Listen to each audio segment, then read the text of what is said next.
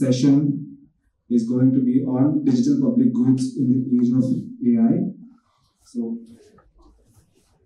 for this session, we have a guest whose name is Varnika.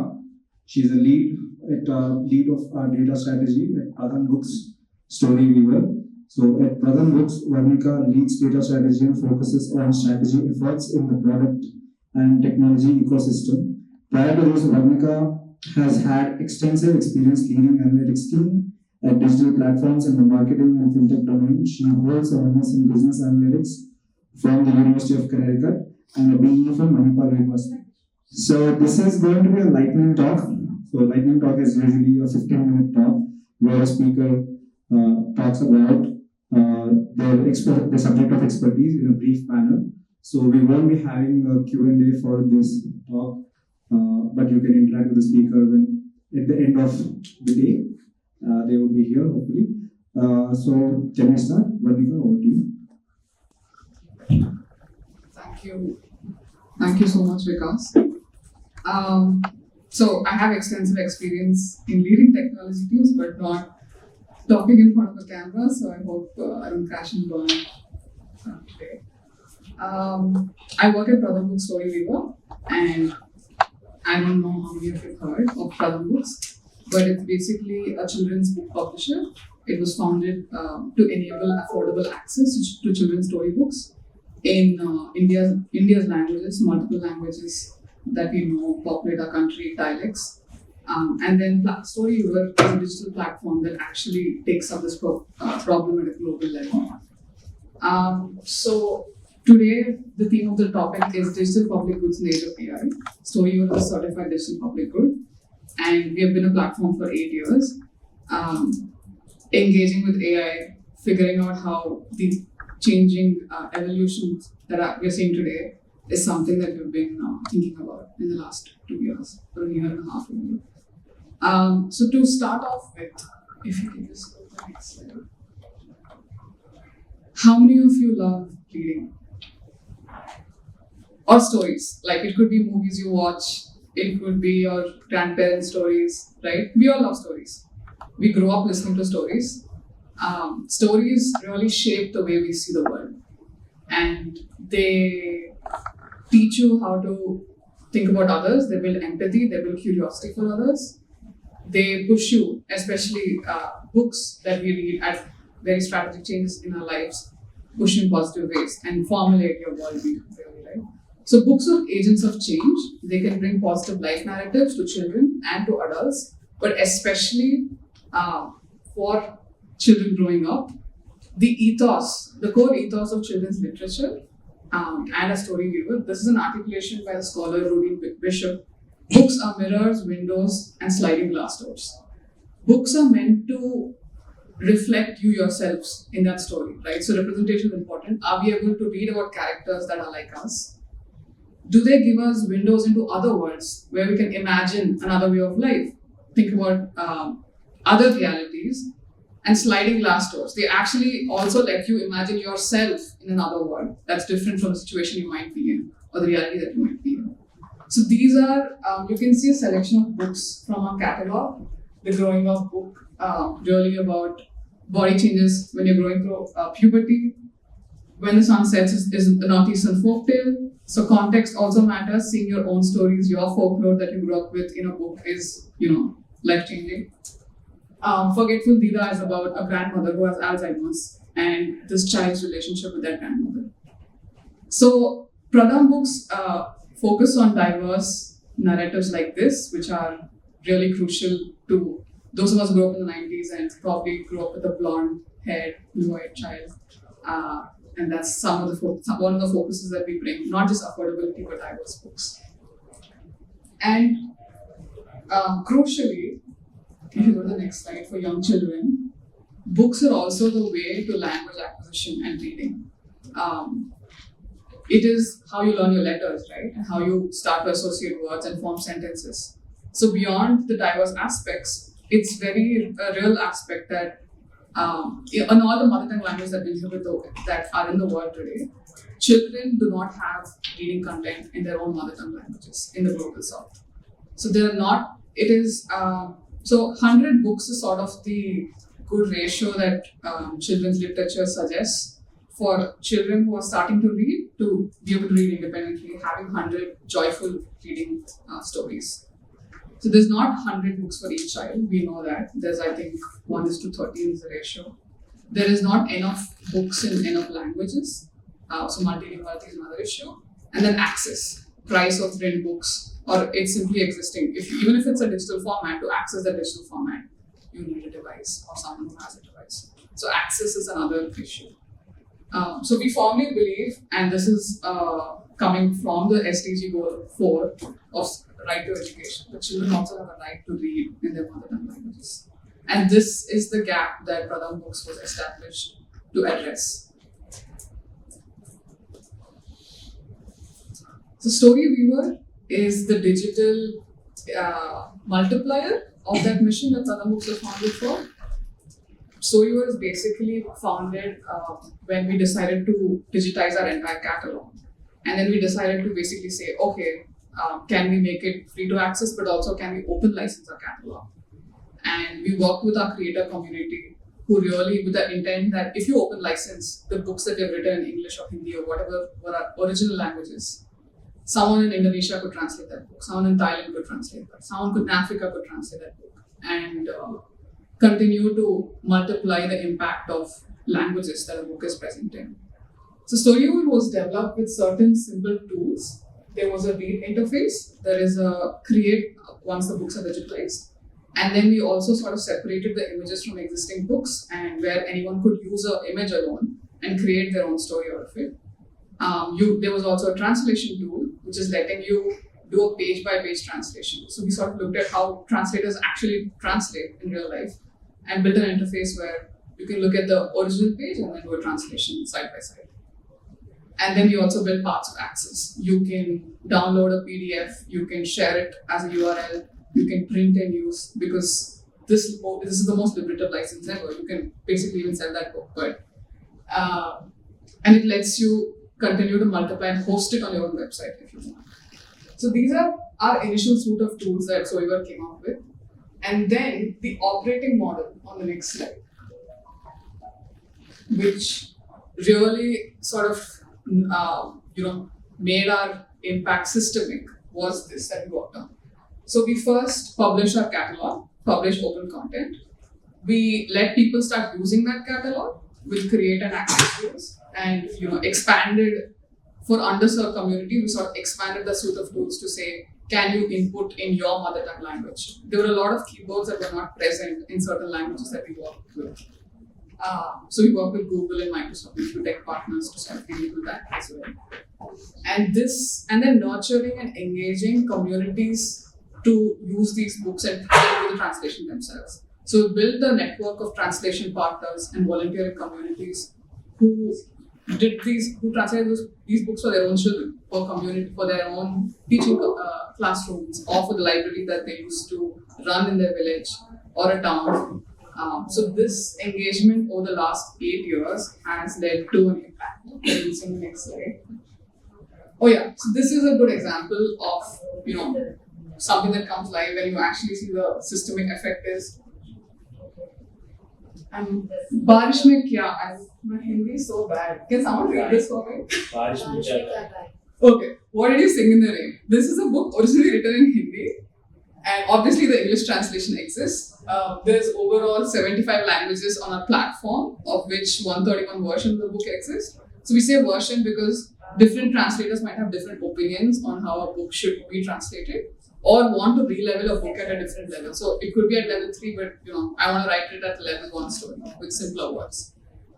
So 131 versions exist, and here's a picture of what these versions look like. So you have a Hindi book translated to Chhattisgarhi, and then you have Maithili, which we know is a very underserved language.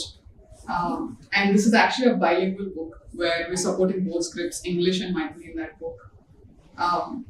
That's another. Marathi and Kolami is an interesting case where Kolami is a tribal language that children speak at home, but it's not taught at schools. Marathi is the school language of instruction. And that's another case where a community was working to bring children from home to school languages. And this book was a good example of that.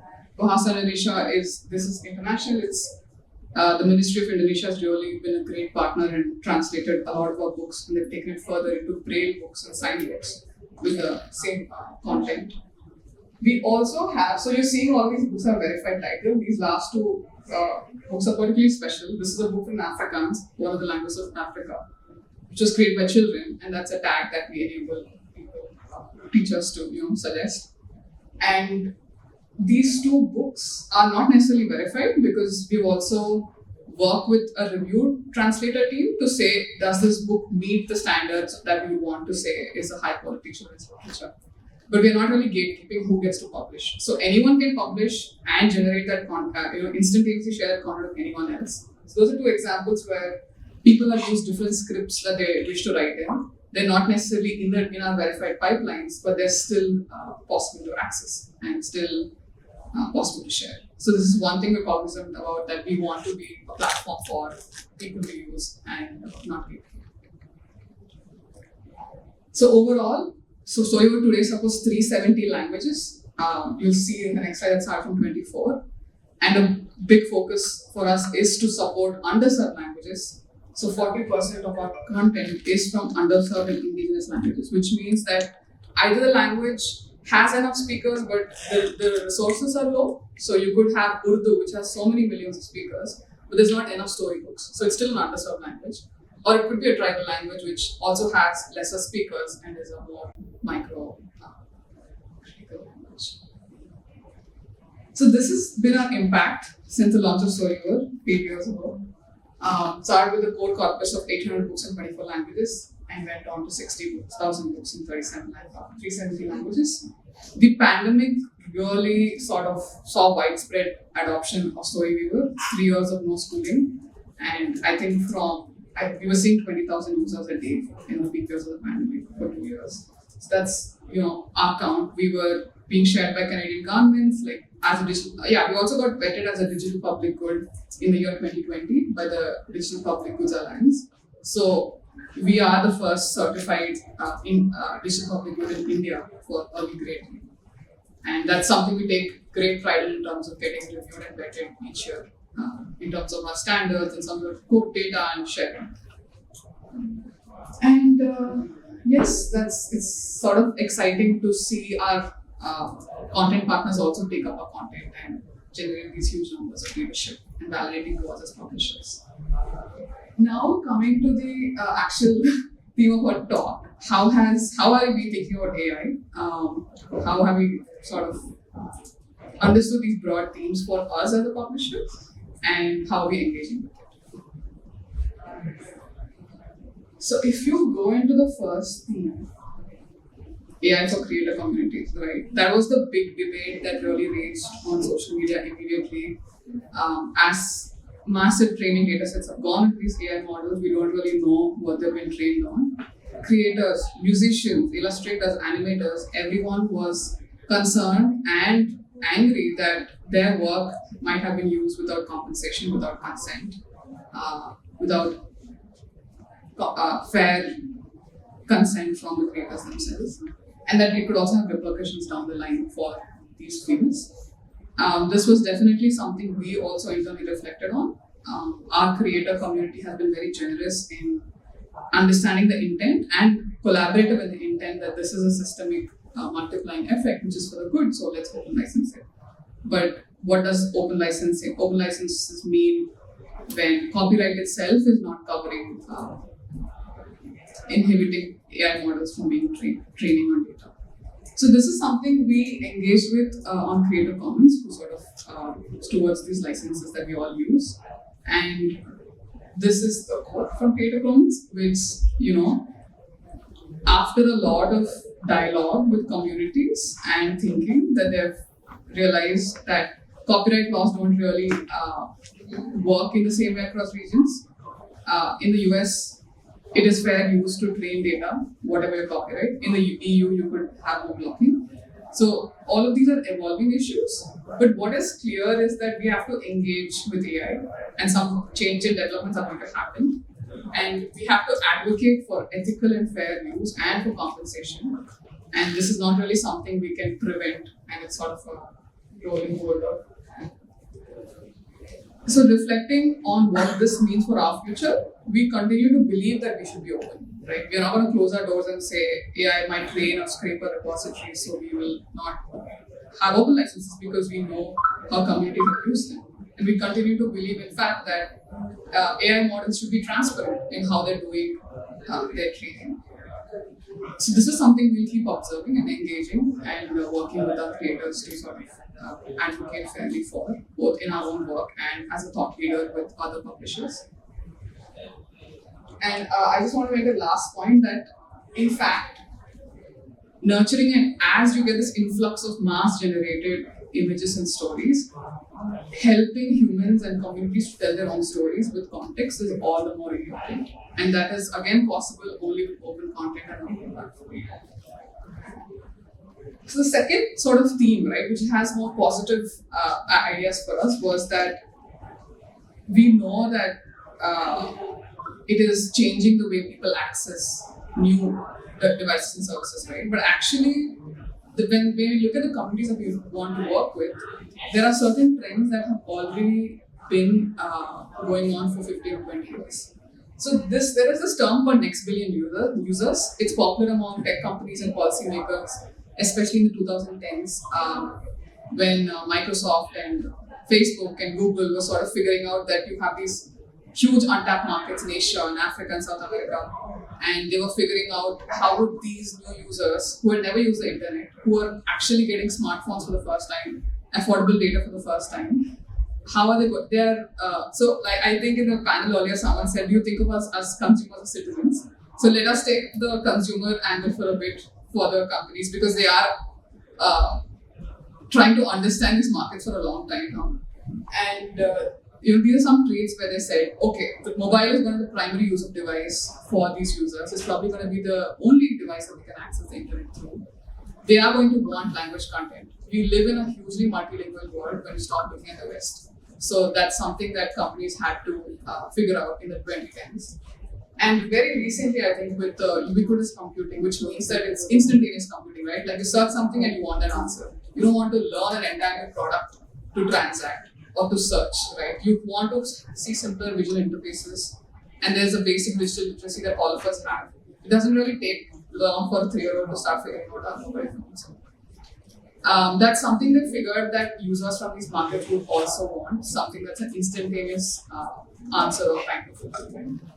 And this is something which I think guides us and is right at the overall level. Again, like someone said in the earlier session, India is leapfrogging text and going directly to voice interface. And this is a trend that was caught by bigger companies 10 years ago. But the question still holds as to when the market is not big enough, when communities are smaller, when it's a tribal language, or you don't have input tools that Google will build because it's not an immediate consumer problem. We still think that AI can help us actually figure out some of these problems. And so engaging with AI, but also keeping the people and communities at the center of it while saying, can we positively use it to improve our deployment layers is something that we've been thinking about. And obviously, a lot of our mission has been that we create storybooks and content which has context. So it's another, as we're able to bring context to algorithms and interfaces with the help of AI, it's another, as a small team, it's another exciting development where we can say, can we bring the context that lives in our storybooks into search, into our algorithms, and into interfaces that are empowering the teacher who's searching in Hindi or who's using voice, and who's using natural language queries instead of purely computer language. So as we reflect on the role of our digital public good in the world of AI, we think we are still critical. Sustaining DPGs, sustaining open platforms and open content is still critical to meaningful connectivity across the world. We think AI can play a role in helping us reach more people, but making sure that we're asking questions of the underserved communities, our communities of creators and readers, is something that will be the lens through which we view AI. And also, again, meaningful community, right? Connectivity. It's not just connecting them, but saying, are we solving the issue that they have? They have to be truly empowered and not just connected. So these are sort of the three ethos that we've arrived at in terms of continuing to engage with AI. And on a personal note, I think we're a small technical team again, which while we've been running a digital platform for a long time, we don't have an AI research on staff. And with all these overwhelming developments, it's been a process to say, how do we engage? How do we figure this out? Should we just rush in and deploy the latest chatbot, or sort of shy away and ignore and hope, pretend that AI doesn't exist? But we can't. We have to engage with it, and find positive uses as well. Which, as a data person, I should be more excited about than I am. While keeping the child and the communities at the heart. That's my topic. Thank you.